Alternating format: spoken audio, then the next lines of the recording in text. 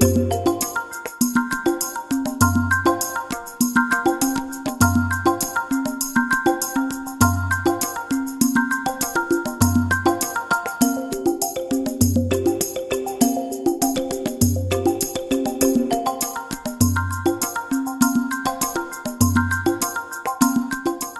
that we have done this animation planning and timing, let us now straight away get into Blender and do it in Blender, because I think that is what you all are waiting for. Okay, so here is the first screen of Blender and it will come with this default 3D cube. You can also see that the default duration of the animation will always be set to 250 in a typical default Blender scene. But like we saw earlier, we want this particular scene to be of 24 frames only. Let us first of all reduce this size of the length of this scene by going to the start and end frame panel. For this, just go there and click on end. It will convert to a option where you can type in the number, type 24, press enter, and now you can see the light grey patch has reduced to a smaller size on the left hand side. This is the 24 frame band which is visible. Now you cannot possibly see it clearly. For that, you can use your mouse, go to the timeline window, take the mouse to the timeline window, and to zoom in you can just scroll up. Yeah, if you do this, it will slightly go off the frame. For that, press the middle mouse button and drag it. This is called panning. You can still zoom in by scrolling up, and as you know, if you want to scroll, if you scroll down, you can zoom out.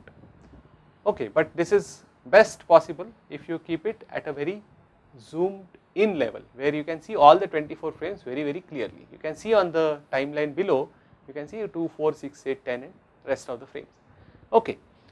The second step is where we have to add the objects which will be used in this animation. There are two objects. The first one is the ball and the second one is the surface on which it is going to hit. I will ask Nitin now to help me out when he does it on Blender and I can narrate it. So here we are. We have the default cube in the center of the scene. We thought we will convert this default cube to the tabletop surface.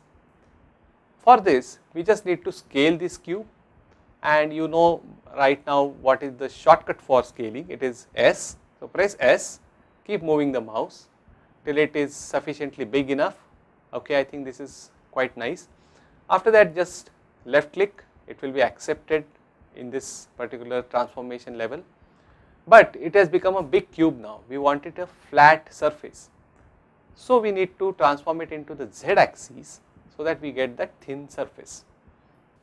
Press S and the axis which is Z and try to transform it till you get it to the desired thickness.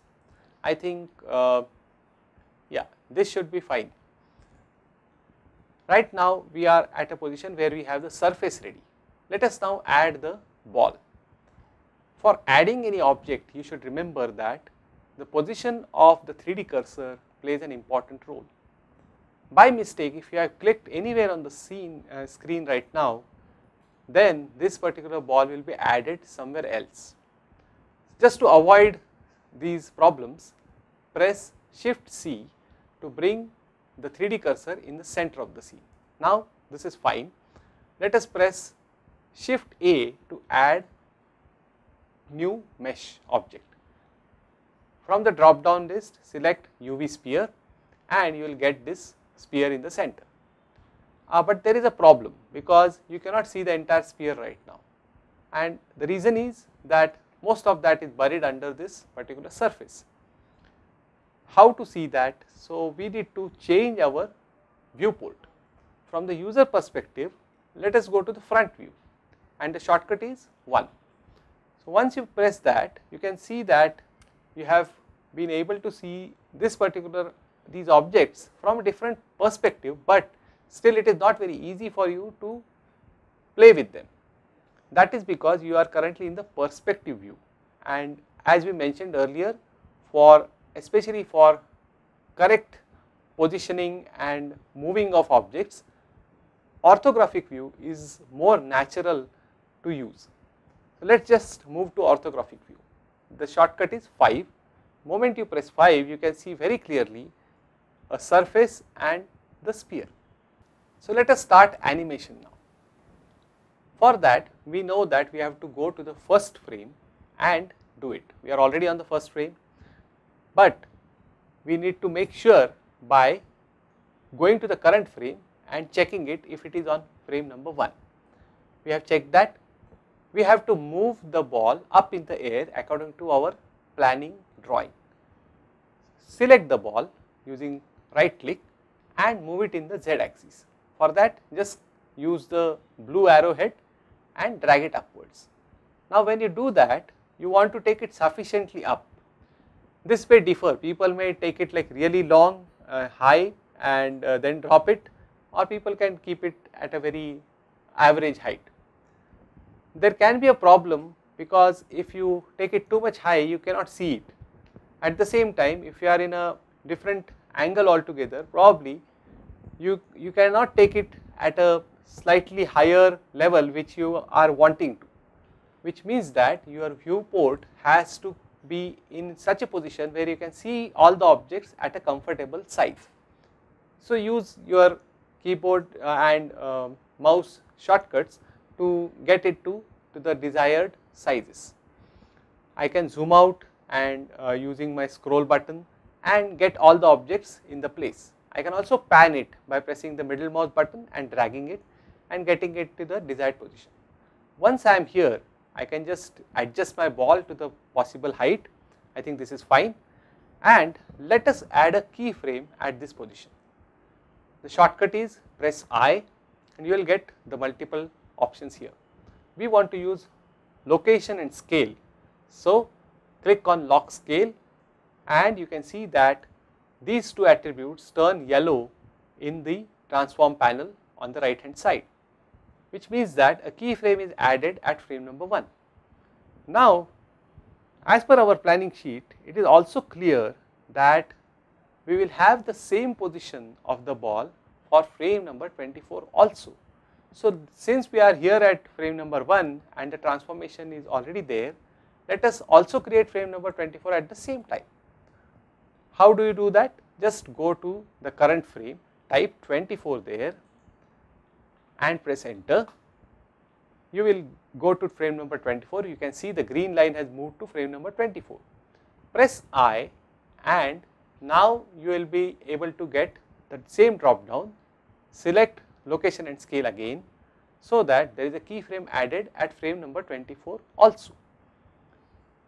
If I move my green line on the timeline now, you can see that there are two keyframes at the two ends of this particular scene. One is at frame number 24 and another one is at frame number 1. We need to have the in between frame right now, which is the key important keyframe where the ball hits the surface. Planning sheet tells us that it has to be on frame number 12. So let us go and change the current frame to frame number 12. Click there and press 12 and enter. You see that the green line has come to frame number 12.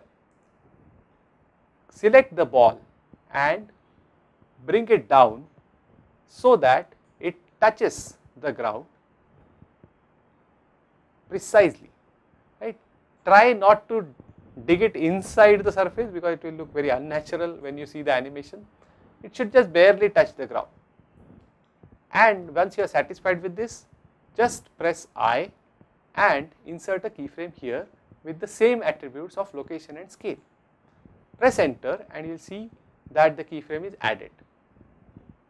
We are done with our animation right now. So it is time to see what we have created. So hold on and press the play button on the player panel on the timeline. Well, this is the first animation you have created in Blender. So congratulate yourself for that. Although it is a very primitive animation, but nevertheless it is the first animation.